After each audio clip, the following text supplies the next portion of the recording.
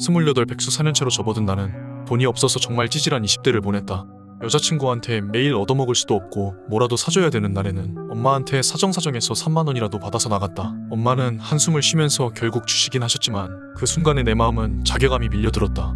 평일 대부분은 집에서 보냈고 엄마가 3,000원을 항상 집에 놔두고 다니셨다. 난 그 돈으로 딱 담배만 살 수 있었다. 그때는 담배값이 2,500원이었다. 어쨌든 가끔 친구들을 만나면 나에게 뭐하고 지내냐고 물어봤고 나는 그냥 쇼핑몰 같은 걸 해보려고 알아보고 있다고 대충 얼버무렸다. 물론 실제로는 아무것도 하지 않고 집에만 있었다. 그때 당시 나에게 종종 전화하는 친구가 있었는데 쇼핑몰로 돈 번 사람들 얘기를 호들갑 떨면서 해줬더니 쇼핑몰 하려면 얼마 들어가냐고 묻길래 한 300만원 있으면 하지 않겠냐고 했다. 평소 직장을 그만두고 싶어 했던 친구는 관심을 보였고 일단 같이 한번 알아보자고 했다.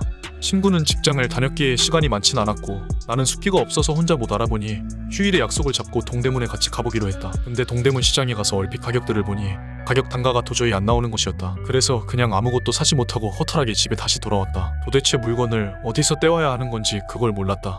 각종 온라인 커뮤니티를 둘러보니 동대문에서 도매로 떼는 건 새벽 시장을 가야 된다는 것이었다. 낮에는 그냥 소비자들한테 장사를 하는 거고 새벽에는 도매를 하는 상가들이 문을 연다는 것이었다. 뭔가 알아냈다는 기분에 다시 친구와 약속을 잡고 새벽에 동대문을 가기로 했다. 그렇게 들뜬 마음으로 새벽에 동대문을 갔는데 낮에는 불이 꺼졌던 상가들이 초롱초롱 불빛이 들어와 있는 곳이었다.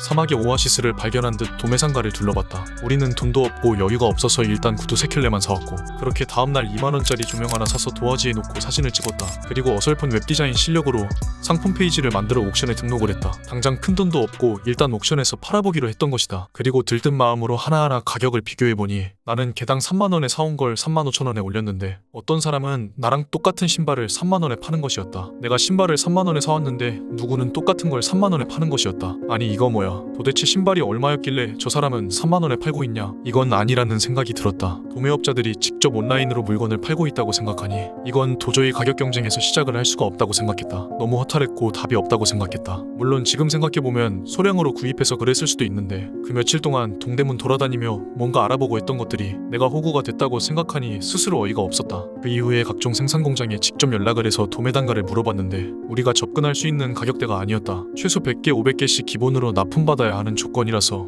돈 몇백으로 시작할 수도 없었고 안 하는 게 맞다고 생각했다. 그렇게 한 달 만에 쇼핑몰에 대한 생각을 아예 접어버렸다. 다시 집에서 뭘 해야 될까 생각은 했지만 무기력해지기 시작했다. 아버지가 보일러, 수도, 배관 이런 일을 하셨기 때문에 아주 가끔은 일손이 부족하면 아버지 하시는 일을 도와드리기도 했다. 한 번은 머리도 안 감고 세수도 안 한 채로 모자를 눌러 쓰고 일을 따라 나선 적이 있는데 강남에 있는 작은 사무실이었다. 나는 씻지도 않고 모자를 눌러 쓰고 추리닝 바지에 목장갑을 끼고 아버지가 벽을 뚫는 걸 지켜보면서 필요한 거 갖다 드리며 서 있는데 정장을 입은 내 또래 여직원들이 먼지라도 튀길까 나를 요리조리 피해 다니면서 왔다 갔다 했고 그냥 내 자신이 쪽팔렸다. 그렇게 집에 오면 성공하고 싶다는 생각이 더 간절했고 인생이 존나 답답하기 시작했다. 쇼핑몰도 이제 아니라고 생각하니 돈도 없고 희망도 없고 인생에 돌파구가 없다고 생각했다. 그리고 아버지 일도 자주 따라다닌 게 아니라 가끔 사람 안 구해질 때 내가 따라 나선 거라서 평소에는 집에서 컴퓨터만 한다고 욕을 종종 먹었다. 그렇게 지내는 중 경찰 공무원 시험을 준비했던 형이 집으로 돌아왔고 결과가 나왔는데 시험에 떨어졌다. 이때부터 아버지는 술 드시고 화가 나신 날에는 형과 나를 싸잡아서 우리 집 자식들은 어찌된 게 다 저 모양이라고 화를 많이 내셨고 그런 모습을 지켜보던 엄마는 아버지를 데리고 항상 안방으로 들어가셨다. 그 후로 형은 그냥 중소기업에 취업해서 직장을 다니게 됐고 나는 아버지가 화내실 때마다 여자친구를 만나러 나가버리고 다음날 들어오기를 반복했다. 인생이 답답했다. 이제 할 게 없다고 생각하니 성공 스토리 동기부여 영상도 더 이상 보지 않았다. 어차피 돈 없으면 할 수 있는 게 없다고 생각했다. 담배만 피면서 컴퓨터만 하고 있으니 답답해 죽을 것 같았다. 평소 형하고 대화를 자주 하지는 않지만 12월쯤 됐을 때 형은 나에게 한마디 했다. 야, 너 뭐 할 건데? 시발놈아, 부모님 고생하시는데 집에서 계속 놀 거야? 나가, 내가 알아서 해. 도대체 뭘 알아서 하겠다는 거냐고. 아니, 뭘 알아서 하냐니까? 일이라도 다니면서 생각해라 새끼야. 내가 알아서 한다고 집에서 뭘 알아서 하냐니까? 존나 한심한 새끼네.